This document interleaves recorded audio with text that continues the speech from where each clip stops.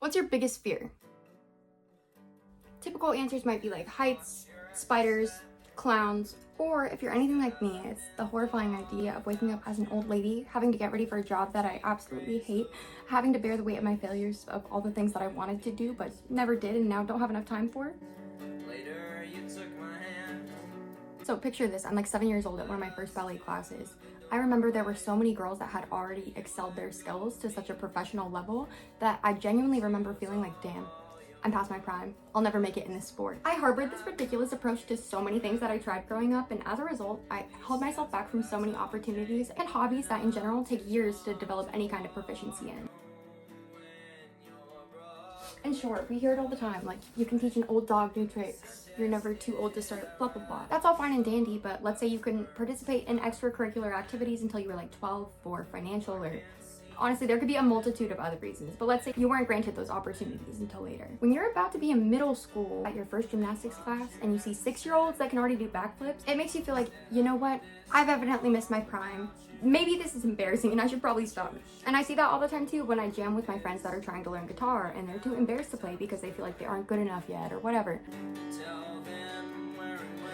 I'm sure we've all seen someone incredibly talented our same age that we can't help but like compare ourselves against. Billie Eilish's birthday is a day after mine, or sometimes even younger. Olivia Rodrigo was born in 2003. That can feel kind of discouraging and really make you contemplate like, why bother? And like, I don't know why I do that. And maybe it's just me, I'm a very black and white thinker, but most things I don't want to go after unless I'm going to be excellent at them. And I'm trying to like dismantle this mindset that I have because it's so wrong, because sometimes that leaves you going after nothing as you gradually lose faith in yourself. That anything's possible, like I'm going to be the president when I grow up. Attitude kind of tends to fade as we grow up. And for me, and like a lot of people, growing up has only bred more insecurities.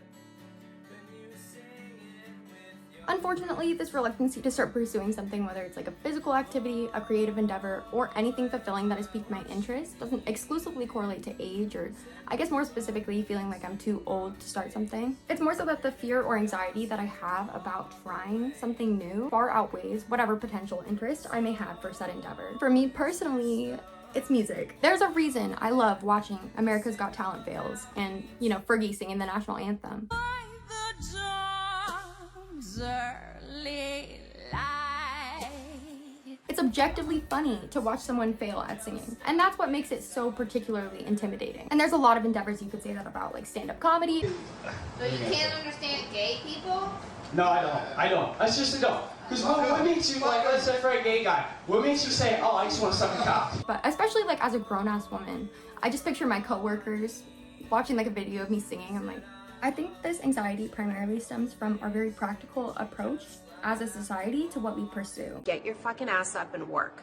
It seems like nobody wants to work these days. You ever been trying to get better at pool at a bar with a group of guys that takes it really seriously? What's the point of taking a dance class, picking up bass, etc. if you'll never be able to be one of the exceptional few, or at least pursue it professionally?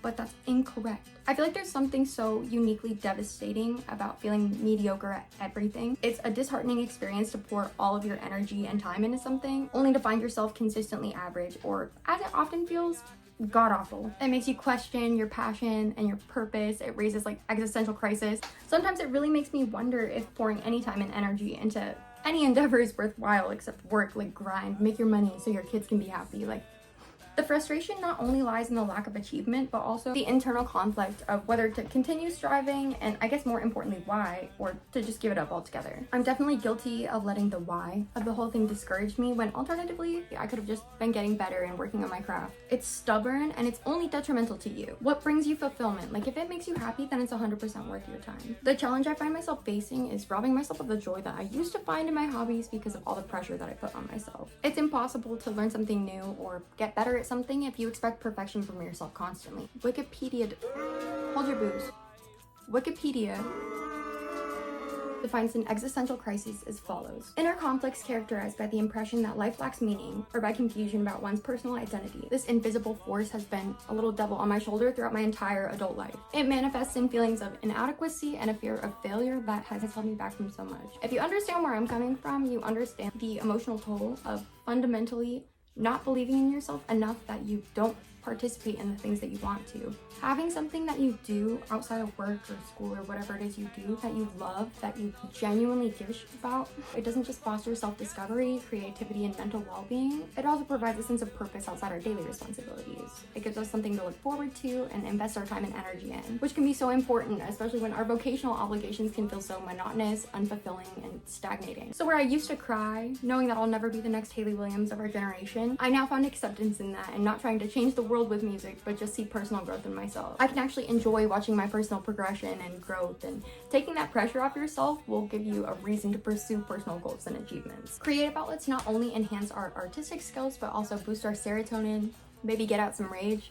The beautiful thing is that all of these byproducts are bound to lead to innovation in other areas of our lives. I promise, well, I can't promise, but I almost promise you're going to cultivate a more balanced and enjoyable life. And you're definitely not alone in getting home from that 12-hour shift completely void of any motivation to pursue any extracurricular activities except maybe a couple cold ones. Balancing creative pursuits with a demanding job definitely presents more difficulties than convenience, but of course, nothing truly fulfilling ever comes easy. Whatever your passion is may not be a God-given gift to you, but you're not getting any better at it by not doing it. So whether it's crocheting, painting, playing bass, or finally writing that book, I think that hobbies are the #1 defense that we have against existential dread. It's imperative that we nurture our creative endeavors outside of work to balance and maintain motivation for life and optimism for the future in general. As Woe Is Me said in Flame Over Demise, time is gold, and we're not getting any younger, babe.